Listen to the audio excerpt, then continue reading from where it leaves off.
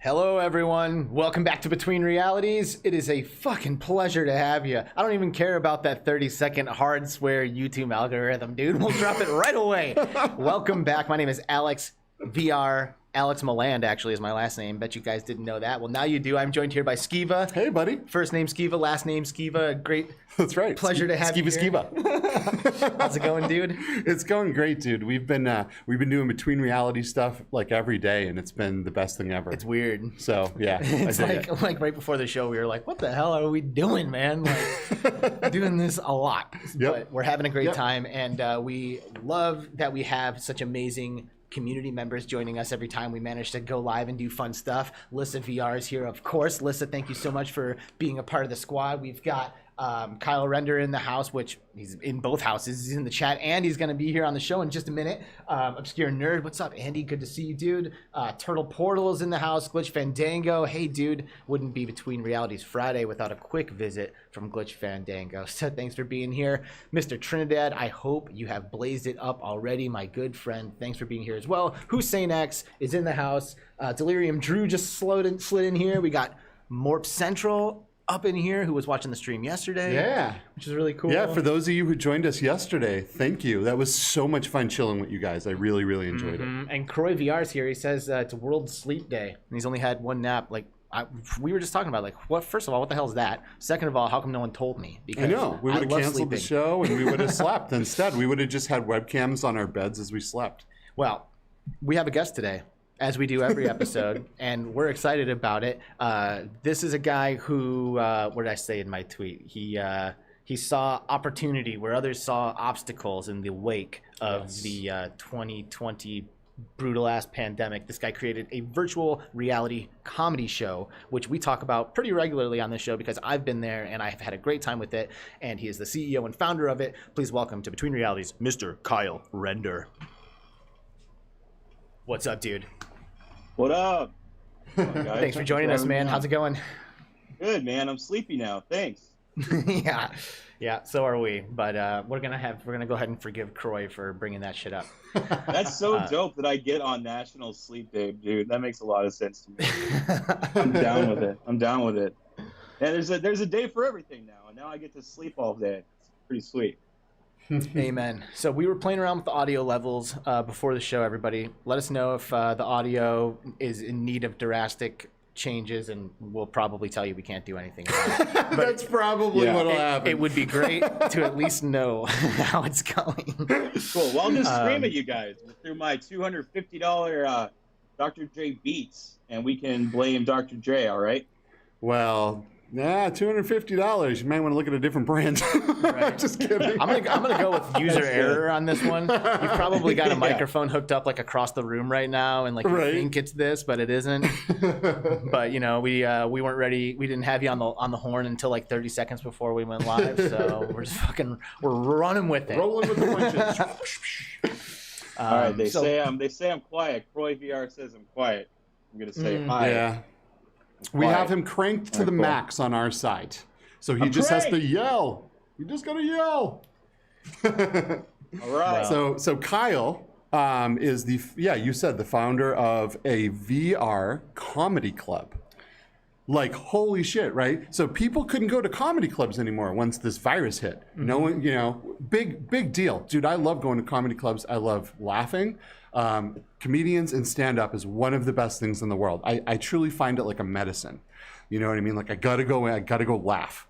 And this guy pulled off making a VR comedy club during this pandemic, so all of these comedians can still work from the comfort of their own home. No one's getting sick. So mad props to you, dude. Thanks, what man. can you tell us about your venture?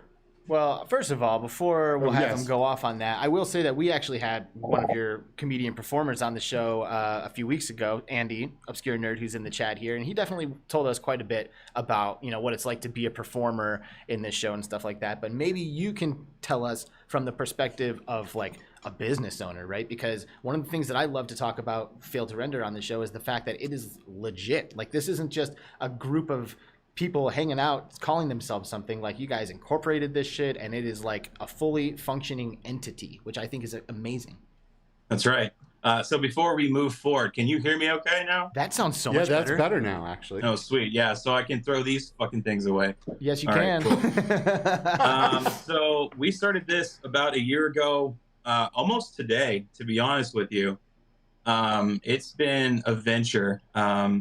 We don't just take anybody off the street. We had people actually submit videos. I said, who was a comedian before the quarantine? We want to keep it professional in here.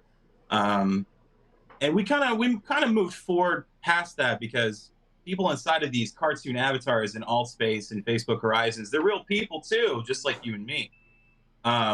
So we actually started doing comedy classes in there as well for additional income. And not only that, now we can build a community inside that could potentially filter outside of VR as well. The reason I really wanted to start this is because there was this thing called Zoom comedy, and I'm sure you can tell me how awesome that is. There are professional comedians, and then there's a brand new type of comedian that came out in 2020 that said, I'm really bored, and I think my living room is really funny, so I want to tell people about it. And some of these people will go out there and become a real comedian because this was just their way that they started doing it. And that's no different from VR. So from a business standpoint, we pay our comedians. We have 3 shows a week. We have contests. We give away video games. We do the whole 9 yards, man. We're the real deal.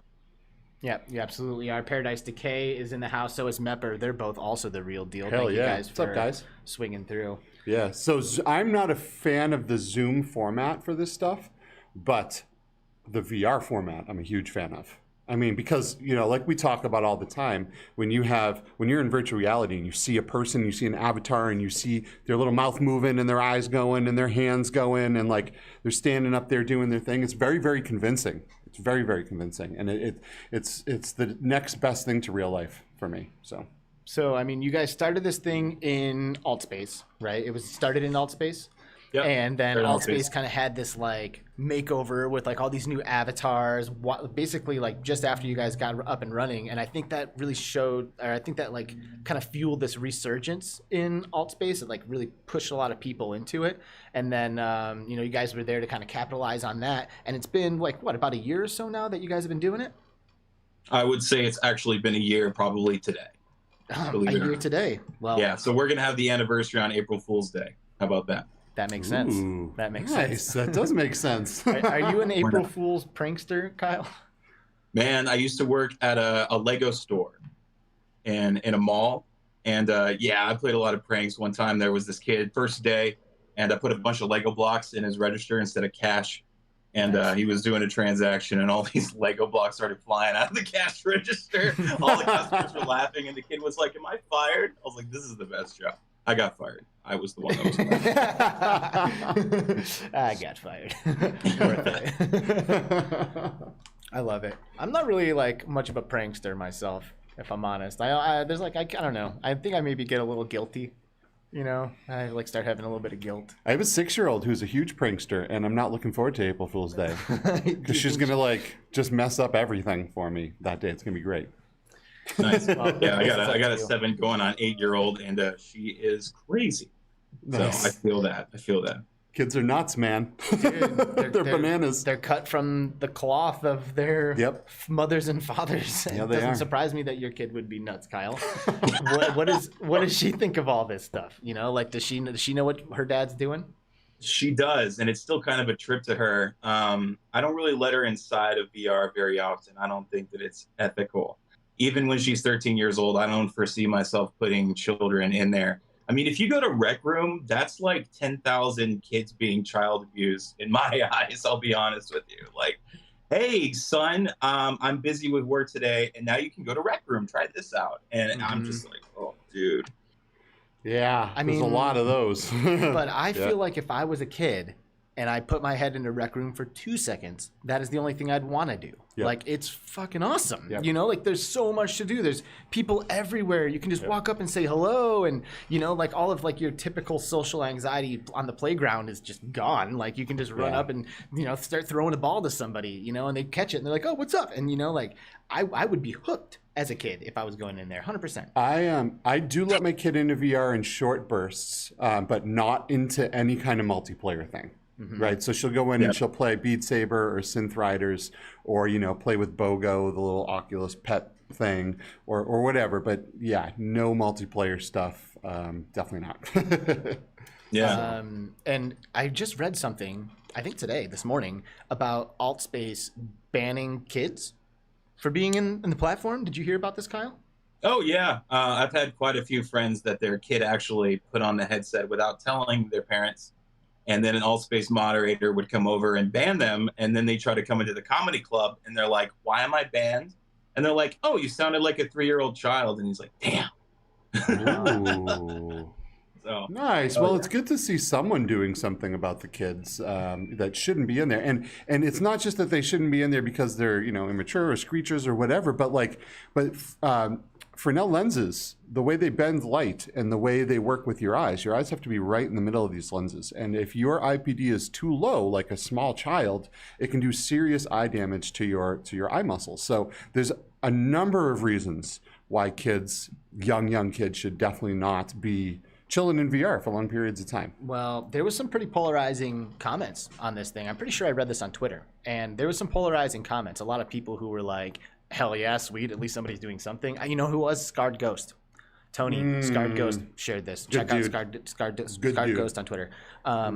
He was talking about it, and he was like, yeah, like, you know, Altspace does something against this. And there was some polarizing comments. People were like, yo, like, you know, regardless of what anybody says, like, kids are the future of VR, you know, and like these are the people who are going to take this into the blah blah blah, you know. And then there's of course people like, I'm guessing us, who are like, no, like this is awesome, like kids should absolutely not be allowed to just run free in there.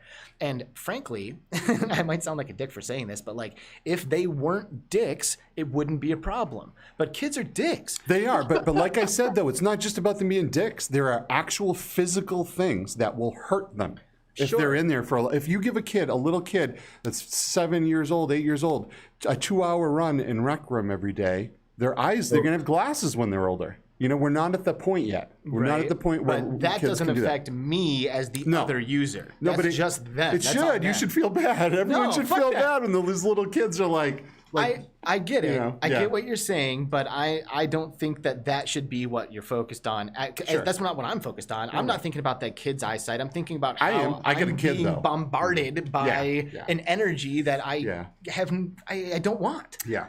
You know, it's like it's invasive to have some punk little kid who doesn't know any better pumping your face and screaming at you or whatever. Just listen to yourselves, though. Listen to what we've actually gotten to. We've got to like VR parenting podcast. Isn't that crazy though? Like no one's ever had these conversations about like, do I want to put my kid and ruin her life in there or not? Let me think about it. Right. That's one of the things. It's a brand new technology, right? And people aren't aware because that shit's not on the box. When you go into Walmart or Target or whatever and you buy an Oculus Quest 2 for $299, there's nothing on the box that says, please don't put your 5-year-old kid into this, right? Like you actually got to dig around and look. So. Well, that's because they probably know that people will buy it for their kids and they want to capitalize on that, even though they know that it might be in the fine print somewhere. Oh, by the way, you should probably be 12. Right. Well, because Facebook is so ethically sound, right? So. Well, but to your point, Kyle, it is interesting that we're having these kinds of conversations because, like, this wasn't really a problem when we were young, you know? Like, when I was 6, 7, 8 years old, my parents had zero issues dropping me in front of a Nintendo for 5, 6 hours at a time, you know? Like, there was no possibility that I was going to be infringing on someone else's good time, or I would be getting information from that game that could be like ruining my naive, pure little ears, you know? And then the conversations kind of started coming up in, you know, like the Xbox days when like online gaming kind of started to become a thing, and you hear 8-year-olds in there telling you that they fucked your mother and stuff like that. It's like, okay, hold on a second.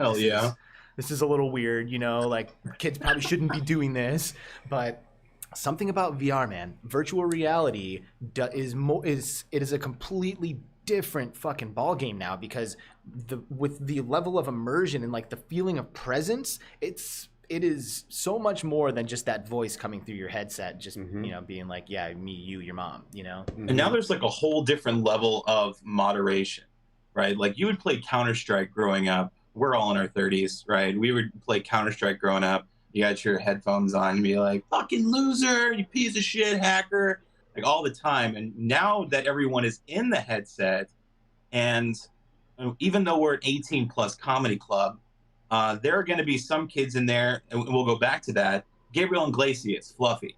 Why is he popular today? Because he was in All That on Nickelodeon. So we grew up with him, whether we realize it or not. And there's going to be a lot of kids in VR. Like you said, VR future is about the kids, and that's true to an extent. We have to keep it professional, but there's going to be the kids in there that know better and say, I'm a kid, I shouldn't be in here, but I'm going to shut the hell up, and I'm just going to listen, and they'll never know that I'm a kid. And I see those kids being the ones like, oh yeah, I grew up and I had this VR comedy club, it was nuts, and I think I heard that name before, Andy Southern, I've heard that somewhere, right? Oh yeah, he's the guy with the cowboy hat with the finger guns in VR. Like, who knows what kind of stories I'm creating in 5 years from now. Right. And, you know, and I think that's a good thing you bring up is like, it's unfortunate, but it's always the most vocal people that are apparently the best representations of the community, you know? But in reality, there could be some young kids who are floating around in a filter-render comedy show in alt space who are smart enough to shut up, but we'll never know. The only thing we know is the ones that aren't smart enough who start screaming and making a scene or whatever, and then we're like, oh, all kids in VR are terrible. But it's actually just the vocal squeakers, sure. Just the vocal majority, you know? Like, it's just the vocal majority. So, I mean, like, I remember being an MMO gamer, you know, as a younger person. I was probably like my early teens, you know, between 13 and 15 is probably when I started playing MMORPGs. And I remember making friends with straight up adults and having that be weird, right? Like there's these guys who are like in their 20s who I now become friends with, and they're telling me, they're like, man, like, it's weird that we're friends, you know, like I'm old enough to be your dad, but like I'm assuming I wasn't one of them. Like I wasn't one of those squeakers who was ruining the experience. Like I was just there to be a healer and like play my role. And like, I wanted to play that game and I wasn't going to ruin it, you know? So I guess what I'm saying is that there's probably a population of younger kids who are awesome that unfortunately are not vocal about how awesome they are, and like it's impossible for us to tell because they're doing what they're supposed to, and now we just want to eject all people who are 12 or under or whatever, 14 or under out of all of our VR apps, when that's really actually probably not very fair. Yeah, well, we have a huge problem with generalizing. We generalize people by color and by race and by where they're from, and so we generalize things. We generalize kids. If there's one bad kid, they're all shitty, Right? But for the most part, kids are not matured yet. There's a maturity level that comes with social interactions. There's a reason why a bunch of grown-ass adults don't go hang out in a place with a bunch of kids, because we are not energetically a match, man. We're just not there, and we get all thrown into this stuff together in VR. It's weird, right? Because a lot of this stuff now is all going through Facebook, unfortunately. So all Facebook profiles have ages and names, and they know everything about these people, from what they buy to what underwear they wear to how tall they are to what their rooms look like, right? Why isn't there an algorithm that automatically separates people?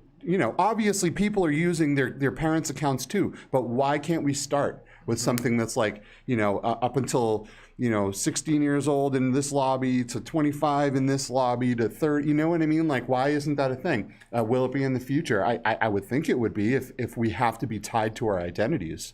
I don't see why there wouldn't be. I think it should be something where like the individual can put filters on, so like it starts with everyone, but like as an individual, I can go and be like, okay, but that starts to get a little weird, because it's like, what is an appropriate filter for the kind of people that you're willing to interact with, right? Like that starts to get a little fucking weird, because it's like, no, anyone under 40, I don't want to see them, like that starts to like be prejudice in a way, right? Like I'm sure they don't want to encourage any kind of prejudice behavior as a way to filter people out, and by age might be prejudiced. It might be, but I mean, like I said, I don't think there's anything prejudiced about walking into a Chuck E. Cheese and not playing with the kids. Do you know what I mean? That's not really prejudice. That's like, we just do not mix, man. Right. And we shouldn't. Adults shouldn't be playing with children. Weird shit happens. There's a lot of bad people out there. We're in an age where kids are being manipulated to leave their house and go places by random strangers in chat rooms and stuff. Like, why are we putting these kids into adult situations? Well, they love VR. Is like what I was saying earlier. Like they put it on for 2 seconds, and that's all they needed. Right. They get it. So what this comes down to is parenting. Yeah. That's what Kyle was saying. Yeah, if you're a shitty parent, right, or lack of parenting, right. You got to be engaged, and you should know what your kids are doing, the age restrictions on technology that could hurt them, and so far, and Yeah. it's just the But way you guys talk about this shit a lot. I've watched a lot of your casts so far. And I wanted to ask you guys this, okay? I have an idea. I want to see your opinion. How long do you think it'll be until we have to use our social security or our driver's license for a Facebook account that connects to our Oculus Quest? And if you get banned, you get banned for life. Go. I don't think it's that far off. That seems like something that would be I feel like this conversation starts to walk down that path a little bit, because it's like, okay, well then in what ways can we identify people, and be like a clear distinction, social security number is like the one that people use, right? So it's a little, I don't know, man.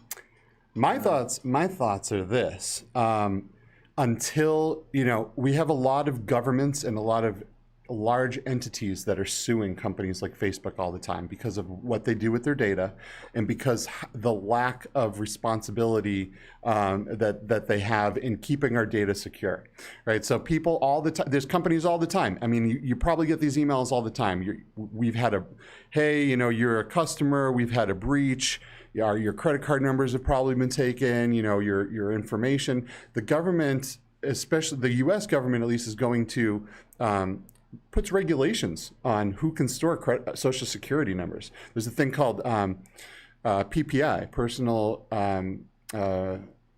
something identification. It's how you identify someone for sure, right? And that includes social security numbers. And there's a very strict set of guidelines and rules on how you can keep that data. And I know because I owned a security company, an IT company, and I had to do this stuff. But my point is, I can't see Facebook getting clearance from the government to house that data. Yeah. So I don't think it's going to happen, at least for a while. What about your internet provider? What about what? What about your internet provider and your IP address of your home? You think that could be attached to your driver's license or your social? It could, but I mean, IPs are dynamically changing constantly. They only last sometimes a few hours, and then they get passed to the next person. Things like VPNs, where you're logging into different networks with an encrypted connection, and the IPs are spoofed. They're different, and there's no logs taken, and so IPs are a thing of I don't know if it's really how you want to be identifying people. There's a lot of issue where things could get crossed and probably doesn't work that well. You know what really freaks me out about it is the fact that, like, what's a bannable offense? Like, that's the thing that kind of freaks me out. Is like, if I have no escape route, like I am attached to that account, like we've seen it already this year, especially because of all this cancel culture that's kicked up. Like, people get banned and canceled for shit without ill intent. Like Blake J. Harris said when we had him on the show. It's like people are getting canceled and banned for saying things that they didn't even mean to be mean about. Like there's like people it's like this walking on eggshells kind of situation. And like, don't get me wrong. If you're being like full of hate online, we should probably stop that. I don't know. I mean, again, this is kind of a weird, it's just all this is such gray area. But I would just hate to be banned for something that I maybe didn't intend, or maybe something that I did like when I was in high school, like. That's the crazy thing is, like, nowadays, like, shit gets kicked up from like 10, 15 years ago, and now you're banned. Like, I just got a notification from Facebook a couple days ago that said in 2015 you put this post that said, "Hey, Chuck Norris was born a day before the Nazi Party fell. Is that a coincidence? I think not." And I almost got banned for that. Yeah, they sent me shit, and they're like, "You can't talk about hate stuff." Don't talk about Chuck Norris, man. That's dude. I'm making a Chuck Norris joke. What the hell? These people are crazy. And you know what's a bummer is they are tying all of our games, the hundreds and sometimes thousands and thousands that we spend on video games, they're tying that to your account. So if you do get banned for something stupid, like saying that Chuck Norris was born before the Nazi party fell, then you might lose all your games. And that's pretty messed up. That is pretty messed up. I'll tell you what I'm scared of is moving from Altspace to Facebook Horizon. I mean, the avatars look nicer now for Facebook Horizon, and it sounds like they put a lot of money into it, and maybe they'll release it this year. But that's scary to me, because what if we're just comedians telling jokes on stage, and someone gets pissed off in the audience that we said something they didn't like, and then I can't log into my Facebook and talk to my family or promote my business anymore. And I'm not about that, because at the end of the day, I did some work for Facebook a few years ago. It's all AI. It's all artificial intelligence pushing all of these algorithms to ban my meme and your meme from 6 years ago. Flag Chuck Norris. Everything Chuck Norris. Send him out. Get him out of here. Right. And that's what it's turning into, dude. And I don't want to lose my Facebook account. Mark Zuckerberg, please don't delete me if I open my comment. And you probably will. Facebook Horizon. You will. Now, Horizon openly says that everything you do and everything you say will be 100% recorded and reviewed by staff. So yes. Yeah, if you're moderated and they flag you for something, I think it's like 5 minutes. The past 5 minutes is always recorded. Yeah, my question would be, why would you consider going to Horizons, right? There's Altspace, there's VR Chat, there's Horizons, there's Neos. There's more coming all the time. I personally think Neos is going to become the biggest social platform on the planet. I will say Neos is the most fun I've had in social VR. It's amazing. It is amazing. How have I fun. never heard of this? How have you guys never told me about this? What is It's not on Quest. It's PC only right now. See, they are that's the making a problem. Quest build. Right. They are making a Quest build. Yeah. We're poor, bro. We don't have money. I'm lucky that these 60 comics that help me out have quests. Some of them spent $300 just for that one-way ticket to do comedy in VR. Now you're gonna try to get them to buy a PC and a VR headset? No fucking way. Maybe 3 out of my 60 comics are down for that. Right. That's my 2 cents. Well, but anyone knows that the money and the people are in mobile VR. So anyone that started and created their experience on PC are all very fast and furiously working to get a port to Quest, because that's where it's at right now. And as we continue to move forward, we've had announcements that Pico Neo 3 is coming out. We've had announcements that the Valve Index 2 is coming out. It could possibly have standalone features. This is the route we're going, right? We're going down this route. PSVR is a big thing. It's a little different. It won't be standalone, but it'll be attached to the PlayStation, which hundreds and hundreds of thousands or millions of people will have in their homes. So I feel like the day of PC needing a high-end gaming PC for VR is just completely over, because we are moving towards that mobile and console-based virtual reality. That said, what really separates Neos VR from the other social platforms is its ability to you can basically access the code and program things on the fly. So you can pull in a model of a gun, and then if you know how, you can program it to shoot projectiles, and then you can program those projectiles to have knockback effect when they collide with an avatar, and then you can blast your friend and he goes flying 50 feet. The avatars themselves can be completely scripted. There's this one avatar in there, I wish I could remember her name. It blew my mind, and then Steven went in there and met her, and it's like we both did a DMT trip and met the same person. It's that's awesome. He went in there, and this avatar has it's all made out of water, and there's a fucking fish swimming around in there. She's dripping all over the ground. And she can grab you with her ice hand and throw you, or make it rain icicles around you and shit. It is so awesome. And I've never seen that level of customization in any other social platform. That said, I do feel like I should mention that I have heard that one of the reasons why it's not so popular is because of the way that you can just access everything. The back end is not secure, and everything could kind of just could crumble apart. Well, sure. When you give users the ability to access and manipulate code to make anything happen within this world, it's going to be an issue, and it's going to be very interesting to see how these guys can make it so malicious things can't happen within their environment, because it will. And this will happen all over the place. It'll happen in Allspace. It'll happen in Horizons, everywhere. People manipulate things, and they do bad things with it because they can, and they have something to prove. It'll happen, but how these guys handle that and how they're working on it to make sure that it's as far from an issue as possible is a huge thing. Right. So. And when it comes to Horizons, flying around and shooting fireballs doesn't really sound fun in the comedy club. I'll just well, that is true. Maybe future comedy club, right? Throw a maybe you could fireball do at you or something. No, it's not like that. It's you could do gags. You could split the room in two, right? And be okay, who all supports this? And the people all raise their hand, get to that side of the room, and you can drop them in a trap or something, or bounce them, put them on a trampoline and bounce them around, or there's talking. endless possibilities in this. Imagine the possibilities of throwing insane virtual tomatoes at comedians. Yeah, there you go. Bring it on. That would actually hinder your ability to see. When you hit them with it, then it could trigger an effect that puts the tomato on. There's a lot of cool stuff. If you got anyone out there that has PC VR, go check out Neos. You will be blown away. I laughed my ass off. It is the oasis. So fun. That said, now we're talking about Horizons. Really, yes. I've said this multiple times on this program. I don't think Horizons is going to make it. I think they are relying way too heavily on the community to create the content that's worth visiting. That in order for it to be worth visiting, people are going to have to invest hundreds and hundreds and hundreds of hours just to put together something that could even hold a candle to some of the experiences that you can get into instantly and for free. I just don't see it standing up. I just don't. What do you think? Have you been in Horizon? Did you get into the beta? Yeah, I'm in Horizons. I log in, and it's the same 3 people that say hi to me every time, so that's cool. And then I play a laser tag arena game for 5 minutes that someone probably took 2 weeks to make. Yep. And then I'm like, well, that was fun. And then I go back to Altspace. I'm like, okay, that's great.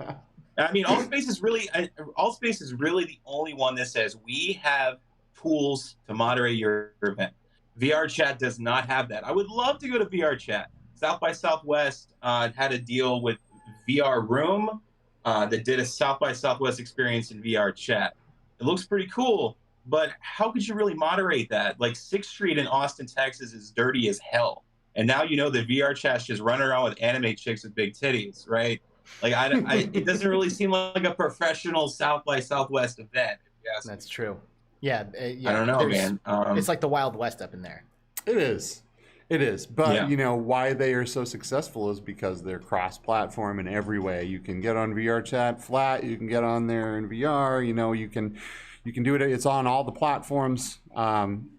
That's why I feel like you guys have found a good spot in alt space, honestly. Yeah. Like I would not, if I was you, I would not be in a hurry to find a different platform. Like you can do so much in there. It's professional. You know, the avatars don't get crazy. You know, people who are not used to VR can go in there and not have an experience that's going to make them be like, WTF is going on in my life, you know? So, I mean, I think alt space is great for you guys. But if anybody on the chat or anybody in the world has an idea as to how to incorporate a professional comedy club into a titty anime furry hotel convention, I'm all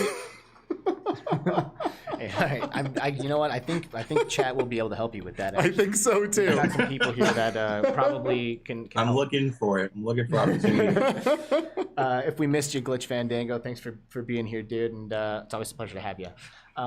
So there's all kinds of shit we could talk. I mean, we could keep this going, but there are some things we should probably good stuff. mention. First thing that I think we should mention: who's getting their VR Trend magazine? A lot of people out there right now are getting their VR Trend magazine. There it is. This is a physical print magazine made by and for the passionate virtual reality community. Look at this. That was a total accident. Boom. There's Between Realities right there in your what face, an accident. in the magazine. I know, Love right? it. Weird, huh? But, you know, I write articles in this thing and plenty of other, there's my article right there. Dude, I'm getting lucky. Holy shit. I write articles in this thing. Other people write, other YouTubers, other VR personalities. There's like developer perspectives in here. There's games, all kinds of pictures from the community. Like, dude, it is sick. I cannot believe how much I love this thing, and I would recommend everyone get their hands on a subscription to VR Trend. I told the guys at VR Trend that that I never check my snail mailbox. I just don't. Like, I don't care what comes in my mail. If it's important, it's coming digitally or, you know, GFY. But now that I have this magazine coming, when it's time for this magazine to come out, I'm checking my mailbox every day, and my mailman's super happy that he's not like cramming stuff in my mailbox. Like, why this guy never checks his mail? You know, but now I do because of this. So I have an awesome idea.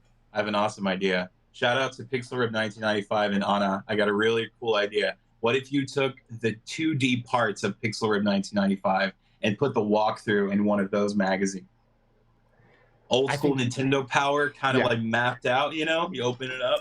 Everyone can go ahead and look forward to Kyle Render's Pixel Ripped walkthrough in the next episode or issue of VR Trend magazine. Yes. I think this magazine does need things like some walkthroughs, maybe a cheat code section, just to be like in that like Nintendo Power like type of era, right? But I mean, this magazine is growing, and it already has everything to make it amazing right now. But as this community grows and as this magazine grows, it's gonna have all kinds of stuff in it, and I'm just so excited to see where this goes. Dude, you should not have said that, man, because now I really I can see this thing in my head. Like I can see because you're gonna have to do this because I already got an article made, so you know you signed up for it at this point. But I already see it with like the screenshots in there, and you can you can show the hidden cartridges. You can be like the cartridge locations for each level or something like that. And it's like, oh, it's above this, underneath that. Quick little walk. I love it. You should become a part of this magazine, Kyle. Boom. Because that's all it takes. I mean, it just literally, and this is for other people out there listening too. Like, if you think this is cool and you think you have something that you can contribute to this, they want to work with you. Like, this is literally made by the community. So if you are down, hit up VR Trend on Twitter and tell them what your idea is. And I bet you they would love to have you be a part of the project. Great guys. It is. Yep. The Bearded Bard and Cody. Great dudes. So. So that happened. People are getting that right now. But this is like the week of like hardware shit. There's so much hardware. Those PS5 controllers look so dope. Dude, PlayStation 5, man. So I actually just tried the after our last show on Wednesday, I sat down and was messing around on Skiva's PS5 for a little while, and I got to try the controllers for the first time, and it is pretty awesome, man. Like, I know everyone says how cool like the triggers are, and I'll just jump on and say like, yeah, they are really, really cool. To me, like it like really like a lot like the resistance stuff is really what was getting me. Like some of it when you squeeze the trigger, it almost feels like a hydraulic trigger where it's like a squirt gun. You know how like when you squirt a squirt gun, you can like feel it like that's there's awesome. like a resistance. Like there's that kind of resistance on this kind of stuff. And Yeah, like, and they can change it per gun, per item you're using. You know, they do things with bow and arrows and machine guns and you know, pulling just all kind. You wouldn't believe the things that especially in the Astro Playroom that you get for free with this thing really shows off the controllers and all the different types of things you can do with it. Fantastic experience, just like Astrobot on the PSVR, but it's flat. And they did it, you know, Sony Japan did an amazing job with the game, but it really shows off the things that they do with this controller. And it's gonna be a new level of immersion. In my opinion, I am so freaking stoked for this. And let me pull up some pictures here so you guys can see. I'm sure we've seen it already. Here, maybe we'll just full screen it. But this is next level shit, man. The ergonomics on these controllers looks incredible. It looks like they would just kind of float in your hands. It reminds me of a mixture of like the original touch controllers with the Valve Index knuckles. Is kind of the vibe I get from this. They look amazing. We got a thumbstick officially, right, for PlayStation. Thank God. We have the amazing pinpoint accurate like haptics, the vibrating haptics that happen in these things, and we also have the adaptive triggers. So all the guns can feel different. I mean, there's just so many things you can do with this technology. Things that they did in this Astro game that I would have never in a million years even thought of. You know, like the spring thing, like just so many cool things, man. I'm very excited for this. I am very excited for this. If you can't tell. Yeah, I can. I mean, the fourth, dude, for me, it is really the trigger. Like the trigger thing, I think is going to make an insane. I mean, the haptics are there. That's huge. But the combination. It's the combination. Like right now, to get that like pressure, like right now, you can use your index controllers to like squeeze a can in Half-Life Alyx, right? And you like kind of wrap your head around it, and then you squeeze it a little harder, and then it goes. But like these triggers, when mixed with haptics, like even though you're not using your whole hand, you're just using a single finger, I guarantee that's gonna feel to you like you're squeezing something and then like having it like smash, you know, when it like finally gives in your hand, you know. And like I imagine reaching out and like grabbing like a zombie head and like squeezing down the trigger and having it be like imagine the things they could do with the Walking Dead Saints and Sinners. Right. Yeah, exactly. I mean, just so many. There's just so many things. Yeah, those so like excited. layers of physics. Like if you can apply that to the force feedback on the trigger, and you like really get that feeling, because right now they do it just with visuals. You can just visually, now I'm in, you know. But like this, you'll feel the difference. Yeah, and imagine if they took these triggers and put it on a PSVR Aim 2 controller. Hell yeah, dude. See, I wonder if it still feels the same when you're playing Demon Souls and you throw your controllers against the fucking wall. Do you think it still feels the same then? I think it's going to feel a little harder in your wallet when you have to replace it. I'll tell you that. $400. That's why I haven't gotten a PS5, dude. It came with Demon Souls, one of my favorite worst games in the world, dude. Like, I want to buy $900 just to throw my controller against the wall again. I'm waiting. I'm waiting a little.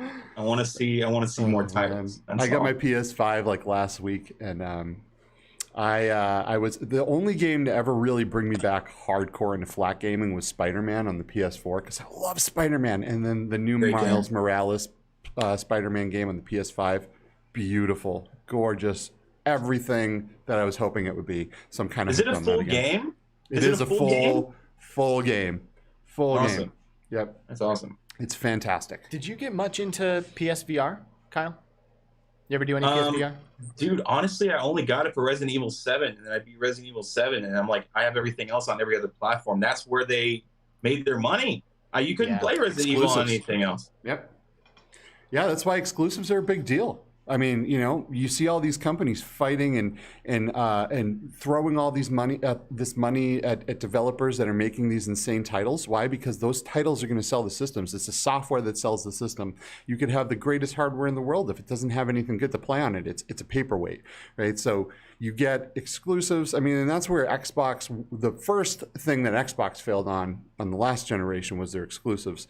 Now, obviously, it's a million different things. They have no haptic stuff like this. They have no adaptive triggers. They have no VR. Like, I don't know what they're doing. They should just leave the game, to be honest with you. But yeah, that's what sells this stuff. PlayStation has amazing exclusives. Resident Evil, right? Firewall, Astrobot. Just, I could go on and on and on. The amazing games on this system. And once the hardware meets the level of genius that these people are doing with the software, this is going to be hands down one of the coolest VR systems that there is. I feel like I'm going to end up playing this more than any PC VR that I've ever, I mean, it'll give you that console smoothness. Yes. You you put it on and you'll go. You don't fuck with anything. Right. Yeah. And Resident Evil 8 is a thing. Like this is being made, and we've started. And to in see, VR. Yeah, and in VR, we're pretty sure there was like a leak, right? It was like some store ad that someone snapped. Oh, they on would their have phone. to be just morons not to do it at this point. I just said Resident Evil 7 is the only reason I got a PSVR. Sony is going to, wheel them over a wheelbarrow full of cash and be like, yo, make Resident Evil 8 happen. It's not going on any other console. It's not going on PC. Here's your wheelbarrow full of cash. Let's do this. So here's my question. Resident Evil 7, DualShock, right? Resident Evil 8 is coming out way before fucking PSVR 2. So will it be PSVR 1 compatible with the moves, or will it be PS1 VR compatible with the DualShock, or will they wait for PlayStation compatibility till PlayStation 2 comes out, or VR compatibility? Who are you asking this to? Let's start with Kyle. What do you think? I hope they don't do DualShock. I mean, it was okay.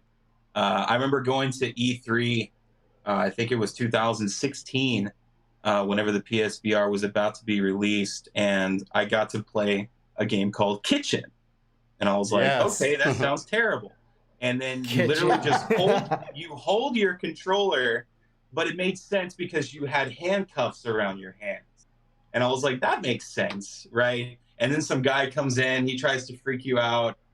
And then I came out and I was like, what was that? He's like, it's Resident Evil. And I was like, okay, cool, I can get into that. But then I actually got it, and once you're not in the handcuffs and you're still holding your controller, you're like, why? Why can't I do this? Yeah, and the gun is stuck to your face, right? Yeah. That's kind of how you have to aim. But, even so, even with that subpar tracking and the subpar having to use a DualShock to run around this, however many hour game, was 20, 30 hours or whatever it is, it was still an amazing and completely immersive thing. Because why? Because the people who made the software fucking crushed it. They crushed it. They killed that game, dude. They did so good, and it was amazing. And I didn't stop playing that game until I beat it, even though I was terrified. And I usually had to do 15 to 25 minutes of preparation before putting that on, of like breathing and not freaking, trying to get not freaked out. Let's talk about the preparation, though. Let's talk about the preparation. You got me going. Well, what did you have to do before you play Resident Evil? Just meditate? Breathe. I had to tell myself this isn't real. None of this is real. When you get killed and murdered in some disgusting, gruesome way, you're okay. You're totally fine. Yeah, exactly.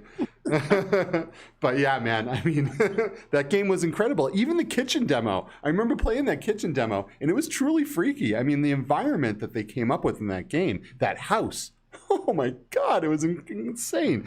And by the way, the guy who did the game we played yesterday did a Half-Life Alyx mod for Resident Evil, and I think they called it Resident Alyx. Yeah. So I'm looking forward to playing that as well, because I can't imagine, So yesterday, me and Alex did this dual stream where Alex played BioShock VR, which is like a 6 to 8 hour campaign in BioShock, but done within the Half-Life Alyx engine.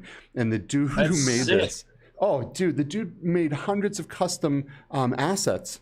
And worked with BioShock, got permission from BioShock to do this, and it was incredible. It was incredible. Hop back and just maybe skim through some of it. It's so good, guys. This is so good, and I feel like Resident Alyx is probably going to be up there as well. But there's just so much good stuff. You were talking about that preparation that you have to do. Yeah. And Resident Evil is the one scary game where I have to do that in waves while I'm playing, you know, like I'm like good for a minute, and then like I come up to a door, Yeah. and it's just a door, and I'm like, Here we go. like I have to open this door, like I have to go through this door, you know, like I'm like Something really is gotta going to try to kill me on the Right. other side or scare the shit out of me. Right, but Yep. there was jump scares scattered throughout this BioShock experience yesterday, and like I don't have a problem talking myself through running around that environment. You know, like there's something about that Resident Evil environment, like the way that they create the tension in those scenes and stuff. It's just incredible. Ooh, it's so thick, like you can cut it with a knife kind of situation. You know, Resident Evil's amazing. It really I is, really man. want So to good. see the Stanley Parable in VR. That's what I want. I missed it, the Stanley Parable. Yeah. Y'all ever played the Stanley Parable? No. Oh my Oh. God, it's a first-person game, no fighting or anything. Your name is Stanley, and you're in an office space, and there's a narrator. Stanley woke up at his desk, and nobody was around. And there's probably about like 50 different endings where you walk through the office and you try to figure out what the hell happened to everybody. It's not a Ooh. scary game. It is 100% narration, like just screwing with the narrator. And then you can stand inside of a broom closet as one of your endings. You stand inside of a broom closet for 30 minutes or something like that, something stupid. And then the narrator says, so Stanley decided to just quit life and live in the broom closet. And it's into the game. Wow, So that game would be amazing in VR. that So does sound fun. really good. Yeah. So it's like, you know, he's like, and then Stanley got lunch, and you don't move. And he's like, and he thought on second thought, maybe he won't have lunch. You know, like, is That's that like how- exactly what the game is. Yeah. Yeah, that sounds like fun. That does sound like a good VR candidate. So you guys were just you guys were just talking about how real all of the BioShock stuff is, the Alex stuff, and how you feel like you're actually there. I'm going to dial it down back a little bit to social VR, and you actually do feel like you're there. I like to consider the comedy club like 75% reality, right? Like we take out the bad, right? You don't have to buy mozzarella sticks or beer. It's BYOB. It doesn't smell like piss. You can get up and leave without standing in front of everybody, right? There's just so many pluses, and there's still the butterflies. People still get the butterflies going on stage in front of real people. And even though there's 80 people in the audience, they're far away because they're introverts in real life. And the extroverts will come straight up to you. So no matter what you're doing in VR, we're finally to the point where it just feels so fucking real that we could do anything in there at this point. Yep. Amen. Hallelujah. And, you know, especially with the integration of body haptics and stuff. I mean, it brings it up. Each layer you add to virtual reality brings you to a point where it becomes more like reality. Mm-hmm.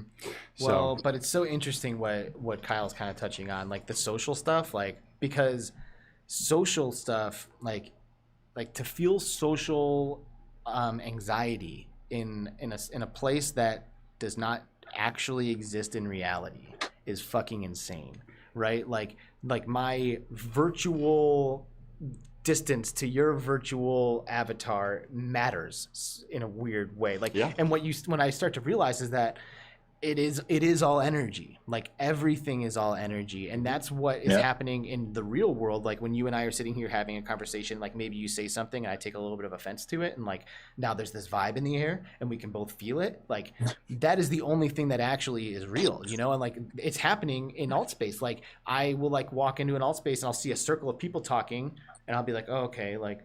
yeah, it's kind of awkward to go and Like bump do your I way like into the slowly conversation. kind of work into a corner, like maybe see a good in, you know, but like, or maybe I'll sit there quietly and clam up in the corner for a while, you know, like it is real, because the only thing the only thing that's real is energy. Like the exchange of the energy is the reality, and VR does it. So I mean, it transcends space. it does. So it isn't this, right? Like it's not this flesh and blood matter material, but the energy is still Gross. absolutely being exchanged the same way. And that's fucking insanity, man. Like this is why I say we're living in the future, because we're doing things that humans have never been able to do. Yep. It's amazing. Yep, I agree. Let me tell you about one of my favorite comedians. He came to one of our stand-up comedy classes. He was borrowing his friend's headset in Italy. It was 4 a.m. in the morning, and he signed up for our stand-up comedy class. And for 8 weeks straight, he would borrow his Quest from his friend, wake up at 4 in the morning, and learn how to do stand-up comedy, because during the day he was a screenwriter. His name is Roberto Anelli, and he wakes up and he calls himself the vampire of stand-up comedy. It's crazy, dude. That cool. Now every week there's a guy from Italy standing up from his bed in boxers and doing comedy to America. And then he was in the paper. He was in the paper in Italy because he also did the CES show with us. And that was a big deal. Me and Chicken Waffle and Phil Turinder all put together the CES thing. Alex was there, Dreamland XR. That was a lot of fun.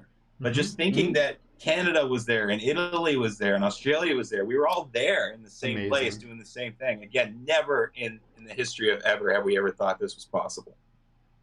It's unreal, man. It's unreal how VR is changing how we interact and how we're able to do things. I have a friend. I have a few friends that have disabilities and can't. And it's a lot harder to go out and do things in real life, especially since the pandemic, right? But now these people are in socializing, making different connections and friends and just having, I mean, it's amazing. It's a truly transcending technology. It really is. So. And Arthur Knox says, with that being said, do you think we could actually download our consciousness? And the answer is yes. Don't steal my jokes when I'm dead. Yeah, right. Well, dude, it's like I do think so. Facebook will do that for you, dude. I know. They'll steal your shit. Have all my jokes. Yeah, I do think so. I think if your consciousness and like your thoughts can be boiled down to electrical impulses that ultimately are governed by the same fundamental physical laws as everything else in this world, that it would be easy to replicate. Well, we have a couple of companies, right? We have Somnium Space for one, who are planning on doing this service where you pay them and they record your actions, they record your voice, they record everything about you, and then they try to replicate you in VR. And one of the things there is like after you die, your kids can go in and have a conversation with you, or like just all this weird stuff, right? Microsoft's working on it. Microsoft is working on a thing where you can, give it your someone's social media account, and it will become a digital version with their voice, their likeness. This is definitely happening now. They're making this shit happen now. But that isn't what we're talking about, though. That's replication. But what is? Oh man. Yeah, I mean, I know it's crazy. What I'm saying is we're getting there. We're on the road. I have to live forever? Yeah, I have to live forever. I don't know. That's creepy, man. I don't know if I'd want to walk into VR and hug my grandma. I don't know. I know. It's weird. It's definitely weird. Yeah. Well, like I just said, I think it'll be our choice. Like before, you have no choice. Will it? Let me ask you this. Facebook put something in their terms of service that says by using our headset, you are agreeing to allow you to copy your voice and your likeness and to replicate it in the future if we so see fit. Okay, right? Here's my choice. No. Sure, and you're not going to get the headset? But all of these people are being like, well, yeah, I get a $299 headset, and they're taking everything about me, and it's okay. Right. It's okay. Why? I do not believe for a second that anyone that is clicking yes to this shit now would click no to that. I don't believe it. I think they would. Because people just, honestly, they don't care. They want what is going to do something for them right this minute. And if that means giving up everything that is you for some joy now, I mean, I do it. You know what I mean? I bitch about it, but I do it. So I don't know. It's 2021 in a nutshell right there. I bitch about it, but I do it anyway. Shit's fucking weird. Well, maybe, just maybe, it won't be Oculus. All right? Sure. Because they're not the only ones who are doing stuff. And we recently, I would say, yesterday, saw some images from a company that we know makes decent VR stuff anyway, or certainly committed to the VR space, and that is Valve. Ooh, yes. Valve has released a patent or something, or yeah, blueprints they or some filed shit? a patent. And let me pull it up so you guys can see it. But they filed.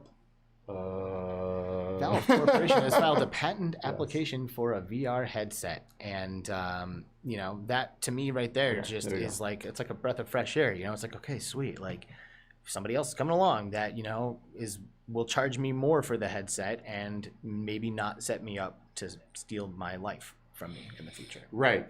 But at the same time, Valve is also one of the companies working hard and really, really trying to move brain-computer interfacing forward, right? So as we get closer to brain-computer interfacing, you know, I'm sure there's going to be more issues, right? And this is why this is important to kind of get an ethics committee, you know, do the things like Kent Bai works on, right?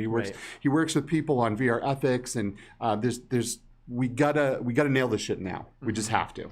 So it looks like this is a head strap patent. So this isn't actually a headset, but it's a head strap. And I think it was Croy said that in the chat. And because from what we can gather from this head strap, the headset appears to be wireless. Is really that's the kind of. Well, they have some info in here, and they specifically lay out some stuff on patenting the wireless feature of this headset. Now, keep in mind they did this with the Valve Index 1, where they had a patent for a wireless adapter for the first Valve Index. We never got it. We're assuming they ran into issues, latency issues, whatever the case may be. So this is, they're moving forward in that direction. Everybody knows that the future of VR is wireless. I will almost always pick up my Quest 2 instead of my Valve Index 1 because there's no cable on it.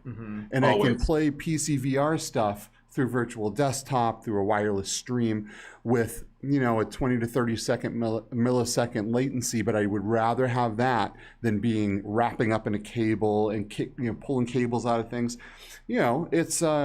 It's the future. It is. It is. So. I don't agree with you, but I do just want to play devil's advocate and say that I will, as long as the quality is better, be happy to use a wired setup, especially because I have a decent cable management system in my room. Like, I have multiple fucking pulleys hanging from the ceiling, and I can do it into that pulley if I want, or that pulley if I want, whichever really one turns makes the on the most women, sense. huh?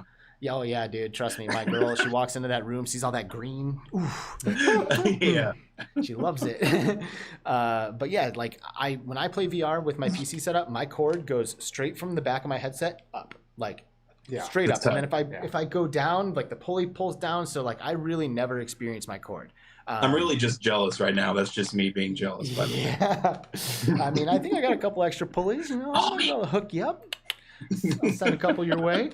I since the very beginning of PCVR, I've always had pulley systems. This is the first time right now that I don't have one because of these weird popcorn ceilings. But either way, I've always had that. And still, even when I was at my other place with all my pulleys and everything set up, it was always this odd pulling on my head. And no matter how small of a pull it is, I always felt it. It always kind of reminded me that there was a headset on me.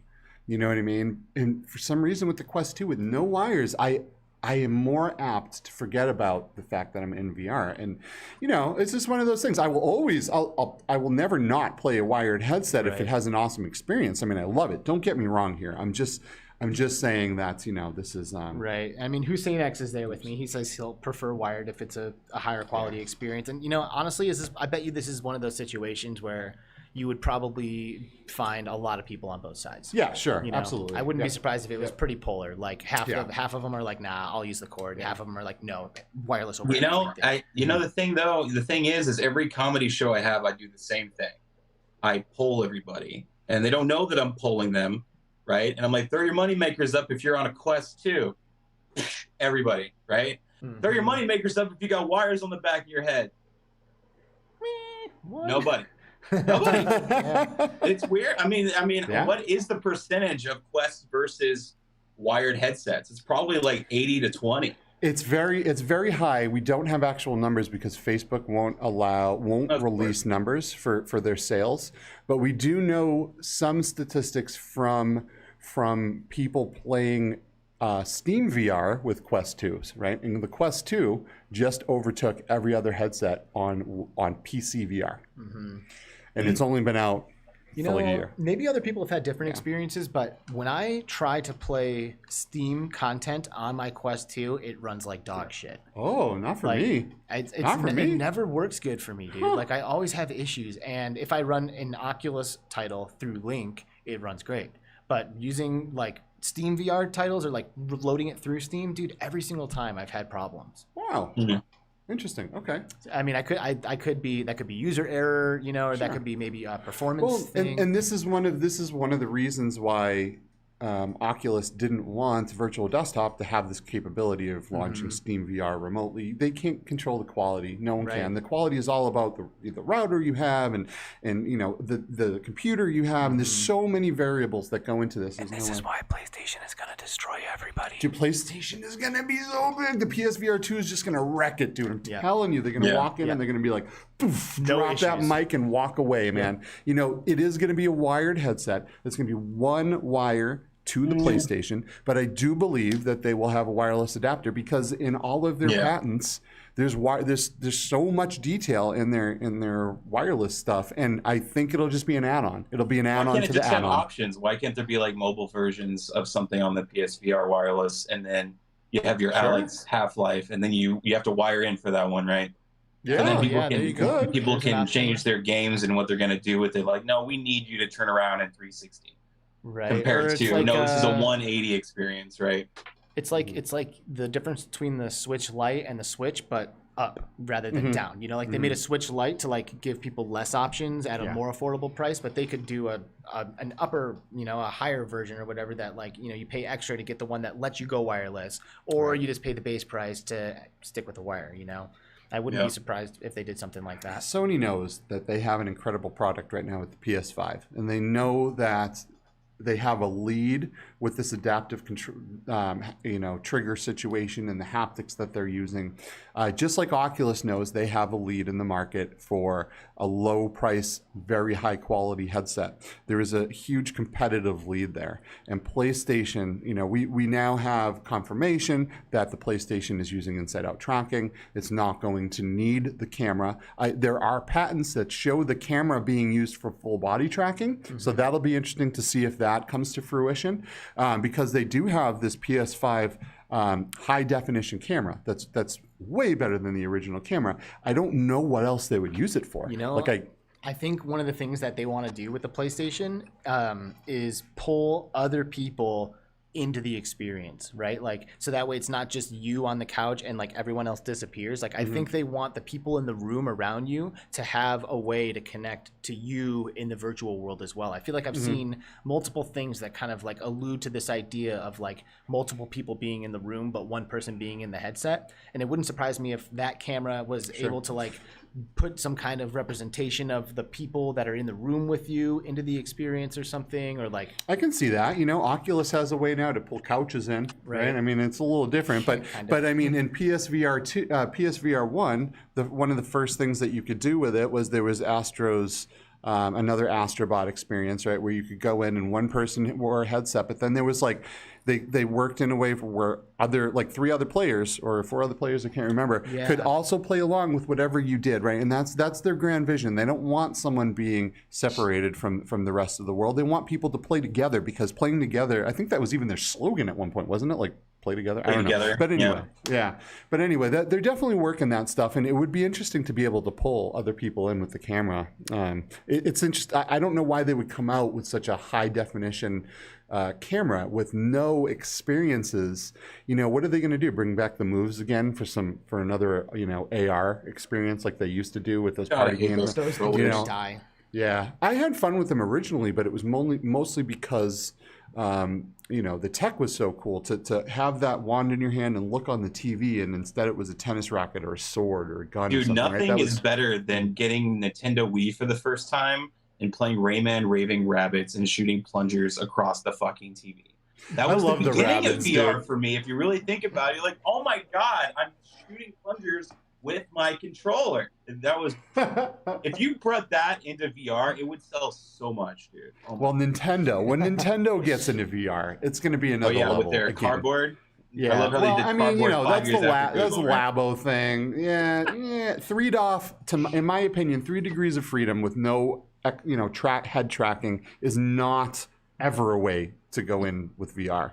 But when they really get into VR, when they're like, hey, our new console is a VR headset, right? Because they're not going to be like, oh, here's a console, you can hook up a VR. No, they're going to be like, here's the new console, the Nintendo VR. Hop into a Mario Kart, walk through Bowser's Castle. Like there's just going to be, it's going to be mind blowing the way these people take these technologies and they're able to improvise and do things with like 1-2 switch, right? When you have your controller and you have to guess how many marbles are in your controller and you feel them rolling around, like shit like that. Who thinks of stuff like this? These guys are geniuses, and when they get into VR, they're going to make some cool stuff happen. Metroid Prime 4, dude. If that was the launch title of Nintendo VR, oh my! Imagine. That would be sick. That There's would be sick. So many good titles. They got like a Metroid. They just got so many good titles that would absolutely kill it in virtual reality. And I hope they didn't scare people off with the Labo stuff. Dude, if they did a Mario platformer, Astrobot style, I would die. Oh, they will eventually. Yeah. It will happen eventually. I would die. Just to be able to look around everywhere and you're just like in there, dude. And to me, it would be driving a Mario Kart, sitting in a Mario Kart, looking down, seeing Mario's legs. You know what I mean? Grabbing a turtle shell and whipping it at my buddy as he tries to pass me. Dude, well, on average, though, isn't Nintendo always like 4 years behind on average? Isn't it? On 4 hardware. years? On hardware. But they're always, in my opinion, 4 years ahead in innovation. Yeah. So maybe they don't have the fastest processor or the fastest GPU, but the things they are doing with that software just is amazing. And they're not afraid to take risks. No. Like Skyward Sword for the Wii came out and they fucking replaced half of that game's mechanics with movement mechanics. If you're going to swing your sword, you got to swing your hand. If you want to lift up a bomb over your head, you have to pull the controller up, and like they were like, no, you're using that. Like, sorry, deal with it. We're innovating, goddammit, and this is what we want to do. Deal with it. Yeah. We are Nintendo. Totally. And I'll tell you what, too, like when you said like looking down and seeing Mario's legs, I don't think I would want to see that. Like Mario to me is like my friend. He's like the guy who's like been with me all the years. Like I don't feel like I'm Mario. What like about this? Sorry. It's the Mario. WarioWare VR. Every 5 seconds the game changes in VR. Yep. That'll be a thing. I'm sure that would be one of the first things they did, right? Because making all those little tiny, experiences and bundling them all into one. That's actually a great idea, Kyle. We better hope that there aren't any developers listening right now because they're going to fucking yank that. Because that's what makes VR games so good is VR mechanics. VR mechanics are what separate VR games from regular games. And WarioWare, if you're unfamiliar out there to the uncultured, is like a super fast-paced game of like, for lack of a better term, gimmicks. Like it's like pin the tail on the donkey, you do it, and then it's like hit the spider, and then you hit the spider, and then it's like catch it, and like something's falling, and you have to catch it, and it's just like pow, pow, pow, shut pow, the pow, door, pow, blow pow, on pow. the rose, yes, just tickle like, your wife. Yes, all these crazy, pull out the nose hairs, you know, and like, or even imagine Mario Party. That'd be fantastic too. Well, and there's some games that I think are trying to do that. Like, what's the one that I always wanted to play that I haven't? Loco Dojo. Oh yes, I feel like that's got Mario Party like vibes, and I have always wanted to play that game. Yeah, and and Dash Dash World has Mario Kart vibes. But I'll tell you what, there is to me when I play those games, they are similar, but they do not have the Nintendo magic.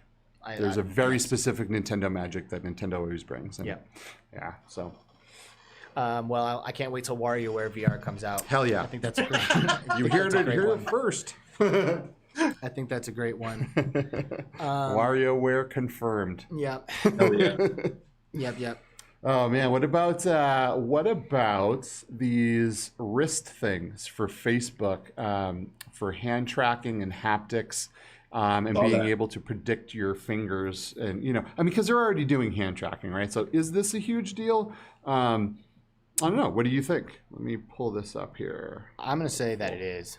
Yeah, I think just for hand tracking, just as a comedian, just doing this, being able to do this in VR. But you can do that currently, right? You can do that with the hand tracking right now. You don't need a wrist thing. You can flip people off. You can show all your fingers. You know what I mean? You can do that now. So this is a little bit.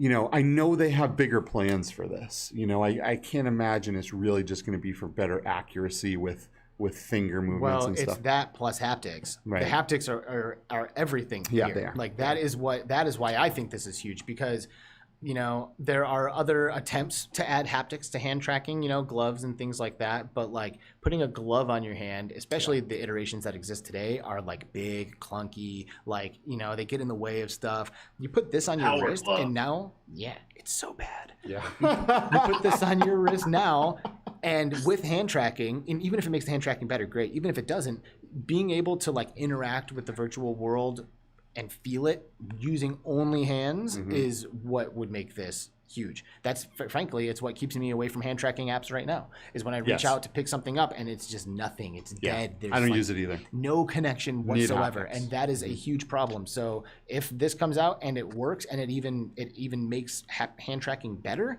I think this would be massive. This will give you the opportunity to play.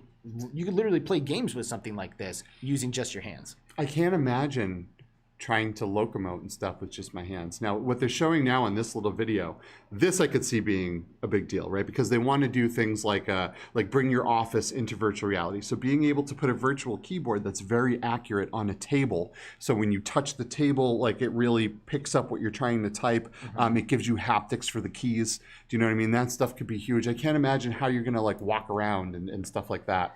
I could come up with something. I imagine maybe like let's say you're Iron Man, and like making a fist is like propulsion, you know, so you could like make a fist and like push your hands down, and it's like that, Yeah, help sure. you fly or whatever, and then you pull them back up, and like as you're flying through the air, now you can use them as guns and go back to the fists. Yeah. Spider-Man. Now this is cool here how they have. Spider-Man. Yes, that would be sick. But this is cool here how they have this guy who is missing most of his fingers, but he is still able to, using his brain, to control each finger individually like they were there, right? Because this thing isn't looking at your fingers. Right. This thing is reading the pass through of your nervous system. Really, it's finding, you know, that. I don't know exactly how to explain it, but it's working the individual fingers. It's not looking at your hands. Right, it's like reading like the nerve like firings and knowing what the intention is. Right. And here's where shit gets crazy, right? Because like this guy used to have fingers, lost them. His brain still knows where to go for those, so therefore he can access that. But we've actually, I forget who brought this up, and I wish I could remember, but we've talked about this on the show before, where let's say you train yourself to have a third arm that you can only use in VR, where like your brain goes down that route enough times to where like if you have something like this on your hand and it's like if it's up here on my forearm and I've trained myself to know that there's a third arm that like sprouts off from here, you can like start sending those signals there, and you can have extra appendages. There was a write up on Facebook actually where they added a sixth finger. And people learned how to use a sixth finger. Yes. Yeah. That's exactly what I'm talking about. Yeah. Yeah. So that's fucking crazy, right? So right now we're limited by our ability to type with our 10 fingers, you know. But if you can just add a sixth finger and then a seventh, and then do it on this hand and then on that hand, before you know it, your ability to type in VR with your 20 fingers that you've trained yourself how to use will be miles ahead of what your stupid flesh and body fingers are able to do on a keyboard. And that's So when we fucking start crazy. living in VR. Yeah, that's when it is. When we have all these limbs that we don't have, right, in real life, that's when we and my start 10 dicks. relying on VR every day. Train myself to have 10 dicks. VR porn just got even crazier, man. Oh my god. Limbs. Lots and lots of limbs. Big ones.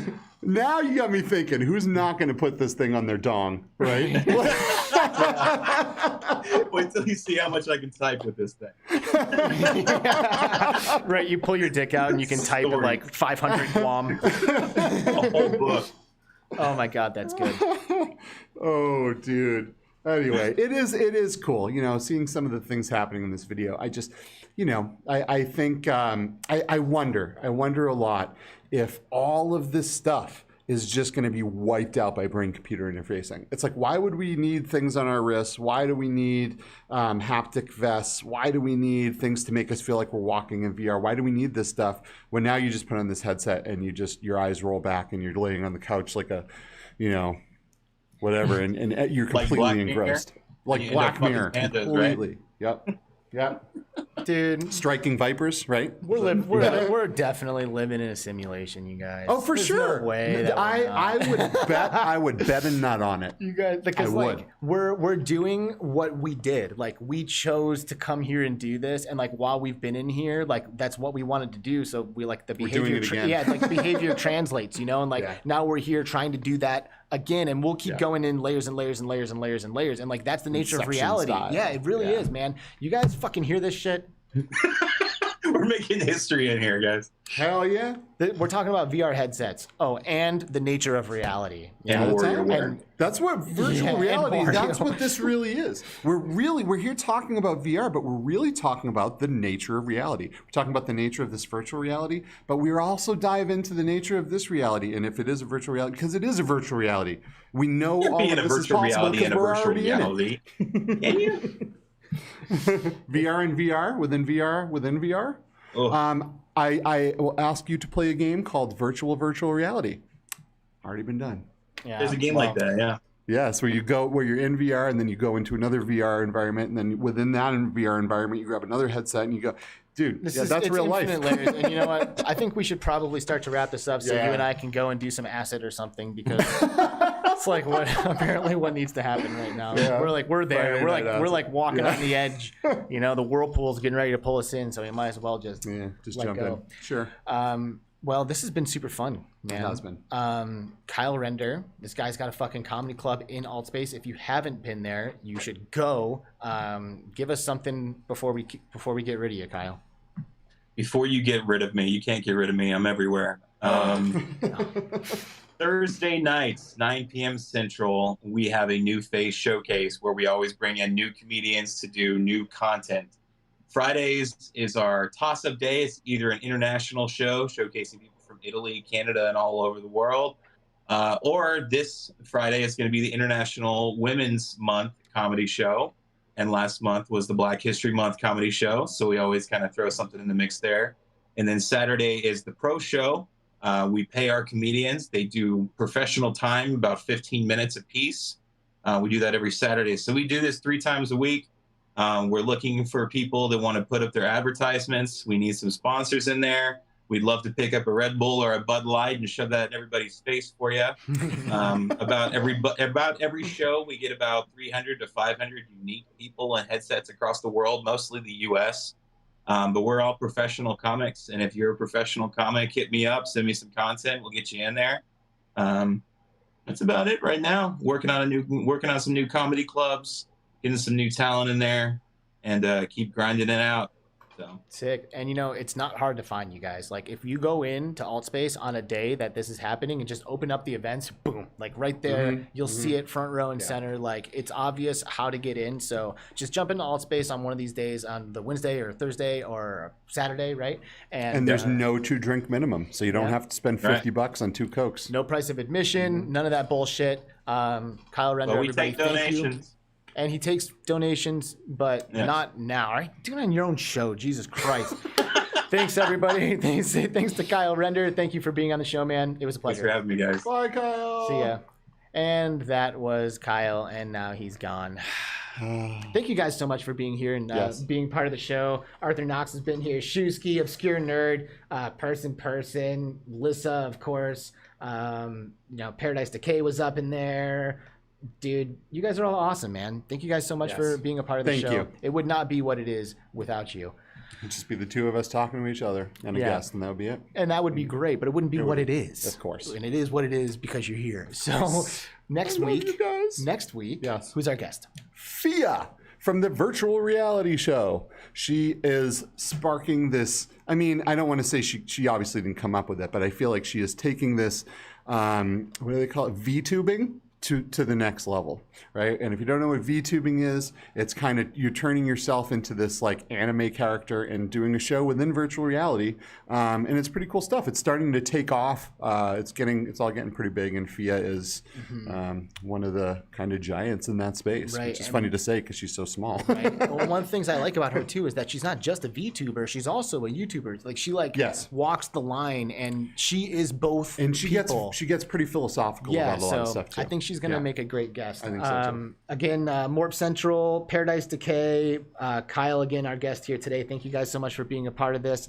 Croy VR, always a pleasure. We will see you guys next week, and who knows, maybe even before Friday, we'll jump on for another video game live stream or something like that. Oh yeah, and you know what we're gonna do real quick? Watch our Twitter accounts, because we are going to be organizing a grapple tournament game, and we want to get you guys involved, right? We want to play this game. It just released. They're releasing a haptics build, so you can play with body haptics, and it's an incredible game. Hit us up if you want to play. We'll throw you on the roster. Yeah, it'll be Dean, great. thank you for being here, and goodbye. Also, everybody, Cybershoes giveaway. We're giving away a Yes. Cybershoes system. It's in The the whole fucking set, description. man. Do it. Grab it. All right, Get it up. Bye. All right, later.